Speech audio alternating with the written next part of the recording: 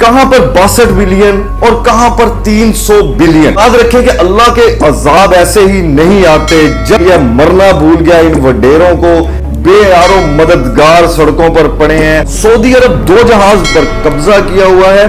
तुर्की ने 13 जहाज बेच 100 जहाज, जो पूरी दुनिया से कितनी इमदाद अभी तक आ चुकी है। और चाइना के वजीर खारजा ने ये बयान में कहा, एक फोन कॉल पर चेंज हो जाए। औज़ुबिल्लाहि मिनश्शैतानिर्रजीम, बिस्मिल्लाहिर्रहमानिर्रहीम। अस्सलाम वालेकुम। आप देख रहे हैं यूट्यूब चैनल, मैं हूं राव मुदस्सिर। पीटीआई की रहनुमा शानदाना गुलजार ने एक हाल ही में बयान दिया। उन्होंने कहा चीन ने पाकिस्तान में 62 बिलियन डॉलर की सरमायाकारी की है और उसी चीन ने ईरान में 300 बिलियन डॉलर के करीब सरमायाकारी की। कहां पर 62 बिलियन और कहां पर 300 बिलियन? आखिर इसकी वजह क्या? इतना बड़ा गैप क्यों? पाकिस्तान में 62 बिलियन डॉलर की सरमायाकारी और ईरान में 300 बिलियन डॉलर की सरमायाकारी क्यों की इन्होंने? हालांकि पाकिस्तान जो है वो चाइना का दोस्त मुल्क है। चाइना ने यह कहा कि पाकिस्तान बेशक हमारा दोस्त मुल्क है, मगर प्रॉब्लम यह है कि पाकिस्तान में 62 बिलियन डॉलर की जो सरमायाकारी की गई, इससे ज्यादा इसलिए नहीं की क्योंकि पाकिस्तान में जो पॉलिसीज हैं वो एक फोन कॉल पर चेंज हो जाती हैं, तब्दील कर दी जाती हैं। जब ये मुआहिदा तय पाया ईरान के साथ 300 बिलियन का, तो उसके बाद चाइना के जो वजीर खारजा थे उनका एक बयान आया। उस बयान में उन्होंने क्या कहा? उन्होंने कहा कि ईरान पर हमें पूरा यकीन है कि वो एक खुद मुख्तार मुल्क है और कम अज कम एक फोन कॉल पर उनकी पॉलिसीज चेंज नहीं होती। ये मैं या कोई पाकिस्तानी नहीं कह रहा, ये चाइना खुद कह रहा है। और चाइना के वजीर खारजा ने ये बयान में कहा कि पाकिस्तान में जो पॉलिसीज हैं वो एक फोन कॉल आती है और उसकी पॉलिसीज चेंज हो जाती हैं, इसलिए हम उधर एक लिमिटेड सरमायाकारी कर रहे हैं। और ईरान जो है वो एक खुद मुख्तार मुल्क है और उसमें सरमायाकारी जो है वो 300 बिलियन तक उन्होंने की है। इसके बाद अभी तक जो हालात हैं वो आपके सामने हैं। याद रखें कि जो दुनिया है वो आपके काम देख रही होती है। अभी हाल ही में पाकिस्तान जो है वो डूब रहा है। सैलाब ने हमारे पाकिस्तान की तबाही का बाइस बना हुआ है। सैलाब पाकिस्तान में आ चुका है और पूरी दुनिया से जो इमदाद आ रही है, आपको वो बताएं कि वो कितनी इमदाद अभी तक आ चुकी है और वो कहां जा रही है। पूरी दुनिया से तकरीबन 100 के करीब जहाज जो है वो इमदादी सामान लेकर पाकिस्तान आए हैं, मगर सैलाब जदगान जो है, जो सैलाब से लोग डूब रहे हैं, जिनके घर तबाह हो चुके हैं, जो भूख से, प्यास से, इफलास से मर रहे हैं, जो बीमारियों से लड़ रहे हैं, उनको वो इमदाद अभी तक प्रॉपर नहीं पहुंच रही।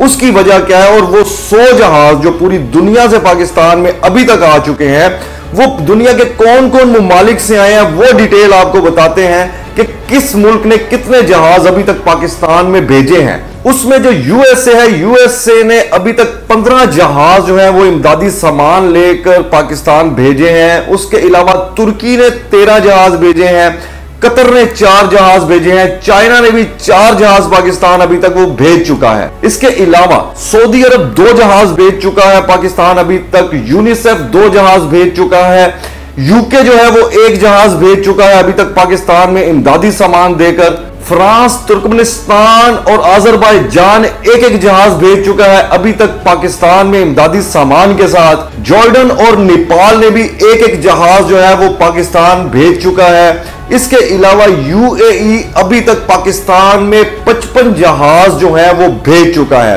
ये तकरीबन 100 के लगभग जहाज हैं जो इमदादी सामान लेकर पूरी दुनिया से पाकिस्तान में पहुंच चुके हैं, मगर अलमिया यह है कि वो सामान जो है वो अभी तक सैलाब जदगान तक नहीं पहुंच सका।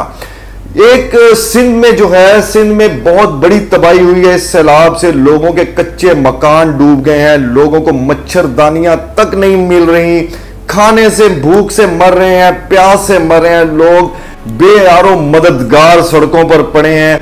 उनको अभी तक ये सामान जो है, इमदादी सामान जो अभी तक पहुंच चुका है वो भी नहीं मिला। जुडिशल मजिस्ट्रेट जो है सिंध के, उन्होंने हाल ही में एक रेड किया। उस रेड में उन्होंने जो देखा कि गोदामों में ये सामान पड़ा हुआ है और वो सामान जो है सिंध के वडेरों ने उन पर कब्जा किया हुआ है और वो सामान अपने गोदामों में छुपा कर रखा हुआ है। पता नहीं किस लिए छुपा कर रखा हुआ है। जिनके लिए वो सामान पूरी दुनिया से आया है, उन लोगों को वो नहीं मिल रहा और वो वडेरों ने उस सामान पर कब्जा किया हुआ है और अभी तक वो अपने गोदामों में छुपा कर रखा हुआ है। यह खबर अभी कुछ हाल ही में चली है और मीडिया ने यह नशर की है कि एक जुडिशल मजिस्ट्रेट ने जब एक गोदाम पर सिंध में छापा मारा तो वहां से भारी मिकदार में वो सामान बरामद हुआ। कोई पूछने वाला नहीं, कोई कानून नहीं, कोई लॉ एंड ऑर्डर नहीं इस मुल्क में कि लोग बख्शते ही नहीं है उस सामान को भी जो खैरात का सामान आया हुआ है, माल आया हुआ पूरी दुनिया ने भेजा है, वो भी नहीं देते उन लोगों को जिनका वो हक है और अपने गोदामों में उनको छुपा कर रखा हुआ है। इनको शायद अल्लाह का डर खत्म हो गया या फिर ये कह सकते हैं कि इनको मौत भूल गई है, मरना भूल गया। इन वडेरों को, इन जागीरदारों को, इस निजाम में ये कब तक चलेगा?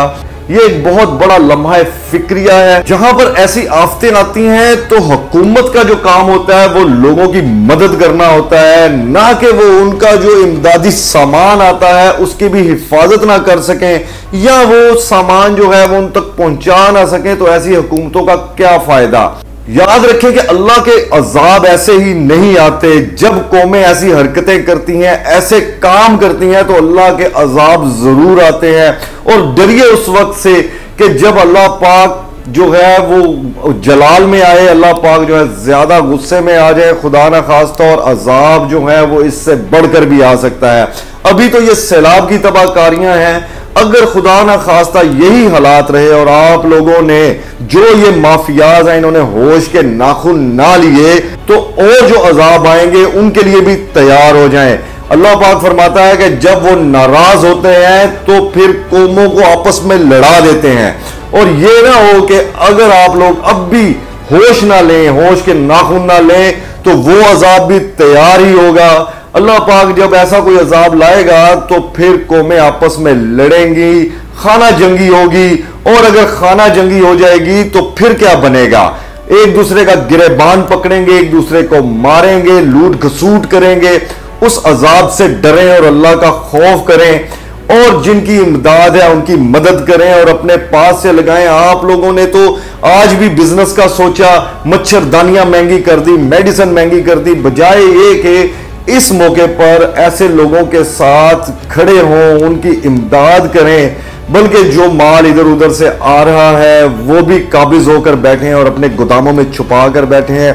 खुदारा कुछ तो ख्याल करें, अल्लाह से डरें और आने वाली नस्लों का सोचें, अपने मुल्क का सोचें। इसी के साथ इजाजत चाहूंगा। अपना बहुत सा ख्याल रखिएगा। पाकिस्तान, पाइंदाबाद। अल्लाह हाफिज।